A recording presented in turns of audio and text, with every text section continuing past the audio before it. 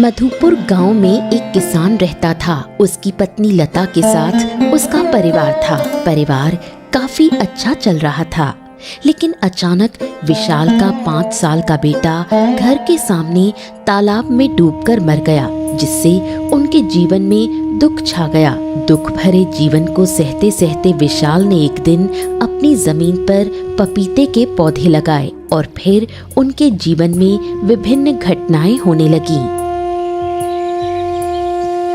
मुझे इस घर में रहना पसंद नहीं। यहाँ रहकर मैं अपने बेटे को कभी नहीं भूल पाऊंगी। चलो कहीं और चलते हैं। हाँ, अरे कहाँ जाएंगे भाग्यवान। अब जाने के लिए इस दुनिया में कोई जगह नहीं है। ऐसी कोई जगह नहीं है जहाँ तुम जाओ और बेटे को भूल जाओ। हमारा कलेजे का टुकड़ा, हमारा सोने का टुकड़ा हमें छोड़कर चला गया। अरे कैसे भूल जाए उसे, कैसे भूल जाए। बेटे की मौत के लिए कभी कभी मैं खुद को दोषी महसूस करती हूँ। अगर खेलते हुए मैं उसका ध्यान रखती तो बेटा डूबकर नहीं मरता। हमारा नसीब ही बहुत खराब था लता। मैं रोज सुबह काम पर जाते समय उसे साथ ले जाता था, लेकिन उस दिन नहीं ले गया था। साथ ले गया होता ना तो आज हमारा कलेजे का टुकड़ा हमारे बीच में होता। मैं तालाब के किनारे बिल्कुल नहीं जा सकती। वहां जाने पर मेरा दिल टूट जाता है। इतना दुख लेकर अब यहाँ रहना मेरे लिए मुश्किल है। हाँ, यहाँ रहने से तो 2 वक्त की रोटी मिल जाएगी, लेकिन कहीं और गए ना लता तो क्या करेंगे। कल दोपहर को मैंने जमीन में पपीते के पौधे लगाए थे। जब ये बड़े होंगे तो पपीता देंगे। पपीते बेचकर हमारा परिवार अच्छा चलेगा। अब परिवार के बारे में सोचने का मन नहीं करता। जिसके लिए सोचना चाहिए था वो तो नहीं है।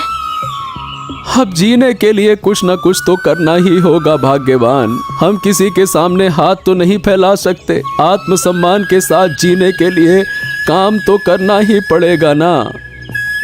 हमारे जैसे लोगों की यही समस्या है। अब से मैं भी तुम्हारे साथ बाहर काम करने जाऊंगी, वरना घर में अकेली रहकर दुख और बढ़ेगा। हाँ, तुमने बिल्कुल सही कहा।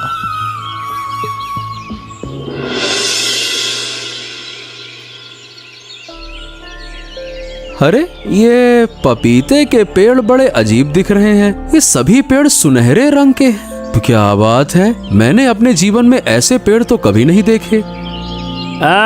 क्या बात है दादा, तुम्हारे पपीते के पेड़ देखकर तो मैं हैरान हूँ। लगता है जादुई पेड़ हैं। जादुई पेड़ नहीं तो इतने सुनहरे कैसे होंगे।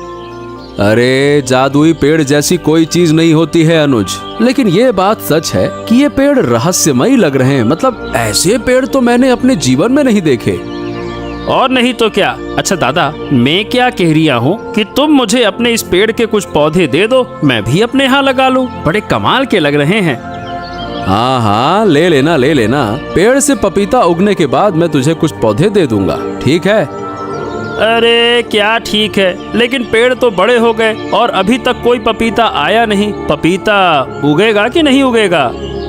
अब क्या पता, मैं तो कुछ समझ ही नहीं पा रहा। अगर पपीता नहीं उगा तो पेड़ लगाने का मतलब ही क्या? फिर तो मैं सारे पेड़ ही काट दूंगा। सिर्फ पेड़ छोड़ने से क्या फायदा? फालतू में जमीन के पोषक तत्व खा रही है। पेड़ अभी बहुत छोटे हैं और इतने छोटे में पपीता नहीं आता है। पेड़ ऐसे ही बड़े दिख रहे हैं। सही कहा दादा। अच्छा दादा, घर जा रहे हो या फिर यहीं रहोगे? अब क्या है, दोपहर हो गई है। इतनी धूप में काम करना मुश्किल है।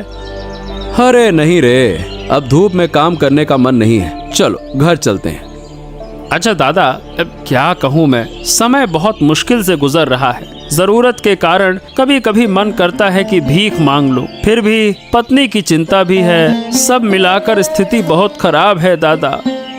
हाँ रे, जानता हूँ। मेरे परिवार की स्थिति भी अच्छी नहीं है। बेटे के जाने के बाद से मेरा तो काम में मन नहीं लगता, इसीलिए पपीते के पौधे लगाए थे। देखना होगा पपीता उगता है या फिर नहीं उगता। हाँ देखो, मुझे भी कुछ करना होगा। हाथ बांधे बैठे रहने से काम तो नहीं चलने वाला। कुछ ना कुछ तो करना होगा। और नहीं तो क्या।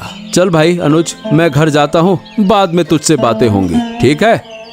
ठीक है दादा, चलो। अलक निरंजन, मैंने 2 दिन से खाना नहीं खाया बच्चा, मुझे कुछ खाने को दे दो। लेकिन बाबा, इस समय हमारे घर में खाने के लिए कुछ नहीं है। आप बरामदे में बैठ जाइए, मैं भात बनाकर आपको खिलाऊंगी। फिर ठीक है, मुझे बहुत देर हो जाएगी, मैं फिर कभी आकर नहीं खाऊंगा। आप मत जाइए बाबा, अगर आप चले गए तो बहुत बुरा होगा। एक बार तो हमें नुकसान हुआ है, अब नए नुकसान की जरूरत नहीं। तुम्हें कोई नुकसान नहीं होगा। देखो, आगे अच्छे दिन आएंगे, लेकिन इंसान पर नजर लग सकती है, इसीलिए बहुत सावधान रहना होगा। बाबा, हमारे जीवन में अब खुशी नहीं आएगी। हमने अपनी सबसे प्यारी चीज खो दी, फिर शांति कैसे आएगी? कौन कहता है नहीं आएगी? मैं देख सकता हूँ, तुम्हारी खोई हुई संपत्ति फिर से लौट आएगी। लेकिन कैसे बाबा? ऊपर वाला जो संपत्ति ले गया, क्या वो लौट आएगा? सीधे तौर पर नहीं, ये चीज तुम्हारे बीच दूसरे रूप में लौटेगी, लेकिन तुम्हें बहुत सावधान रहना होगा, वरना बार बार संकट में पड़ोगे। आज पहली बार थोड़ी शांति मिली बाबा। हमेशा मानसिक दुख में दिन बीतता है। चारों तरफ से तुम्हारा भाग्य खुल जाएगा, लेकिन एक बात याद रखना, इस बरामदे में कम आना, ये जगह तुम्हारे लिए अच्छी नहीं है। जब आप कह रहे हैं तो मैं सावधान रहूंगी। अब बाबा, आपके लिए कुछ खाना बनाती हूँ, आप खाली हाथ मत जाइए। ठीक है बच्चे, इतनी कोशिश करने पर मैं खाली हाथ नहीं जाऊंगा। अरे, मैंने कहा था तुम्हें दीदी के घर जाने की जरूरत नहीं है, वहाँ की स्थिति अच्छी नहीं है, समझती नहीं हो। स्थिति अच्छी होने का मतलब ये नहीं कि वो लोग भूखे रहते हैं। वहाँ 2 वक्त की रोटी मिल ही जाएगी। जब दीदी परेशान थी तब तो हम एक भी दिन उनके पास नहीं गए। अब हमारी थोड़ी सी समस्या क्या हो गई, मुंह उठा के चल दे दीदी के घर पे। दीदी के घर रहने की जगह है, एक कमरे में रहेंगे, फिर हमारी समस्या हल हो जाएगी। हमेशा थोड़ी ना रहेंगे। अब यहाँ गुस्से की क्या बात है? मैं तो बस ये कह रहा हूँ, दीदी का हाल बहुत खराब है। क्या वो हमें इतने दिन खाना दे पाएंगी, बताओ? यहाँ घर में रहकर तो 1 वक्त की रोटी भी मुश्किल ही मिलती है। ओहो, अगर काम मिल जाए तो अच्छा होता। आजकल काम कम है, लोग भरोसा करके काम नहीं देते, समझो। तुम्हारे जैसे आलसी को कौन काम देगा? सिर्फ सोना और खाना ही तुम्हारा काम है। काम करता था, 2 साल महाजन की दुकान पर काम किया, अचानक से काम बंद हो गया, तो अब क्या करें? अगर ठीक से काम नहीं किया होता तो 2 साल तक कैसे काम करता? मेरे जैसा कोई और नहीं मिलेगा। तुमने ठीक से काम नहीं किया, इसलिए सब खत्म हो गया। काम नहीं मिला, सच कहूँ तो तुम्हारा कुछ नहीं हो सकता। तुम्हारी बातें सुनकर अच्छा नहीं लग रहा, थोड़ी बातें बंद करो तुम। नहीं तो एकदम ऐसा लगता है जैसे ताने मार रही हो, ये नहीं वो नहीं, ये नहीं वो नहीं।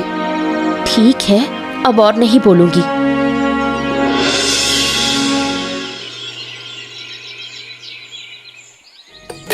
अकेले बैठे बैठे क्या सोच रहे हो बच्चे? अब तुम्हारे सुख के दिन हैं। देखो, पेड़ में पपीते कितने बढ़िया लगे हैं, इन्हें बेचकर तुम बड़े आदमी बन जाओगे। हाँ, कुछ दिन पहले तक पेड़ में कोई पपीता नहीं था, और अब देखो हर पेड़ में बहुत सारे पपीते लग गए हैं। मुझे तो मेरी आंखों पर विश्वास ही नहीं हो रहा। इस पेड़ में रहस्य है, जितना ज्यादा पपीता बेचोगे, पेड़ में उतना ज्यादा पपीता लगेगा। घर जाकर आज एक और अच्छी खबर मिलेगी, लेकिन घर में कुछ लोग हैं, जितनी जल्दी उन्हें विदा कर सकोगे उतना ही तुम्हारा भला होगा। क्या? मैं आपकी बात समझ नहीं पा रहा। आप कहना क्या चाह रहे हैं? थोड़ा विस्तार से बताइए ना। मैं तुम्हें सीधे सीधे नहीं बता सकता, मैं ऐसे ही कोई राज नहीं खोल सकता।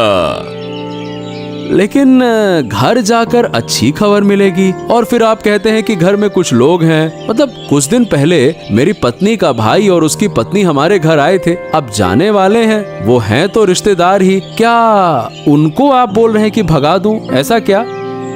कभी कभी रिश्तेदार भी नुकसान का कारण बन जाते हैं। अब इसमें मैं ज्यादा कुछ नहीं कह सकता। अब समझदारी से अपने आप को सावधान रखना। बाबा, मुझे तो अब खतरा दिखाई दे रहा है। कैसे बचेंगे? कोई मार्ग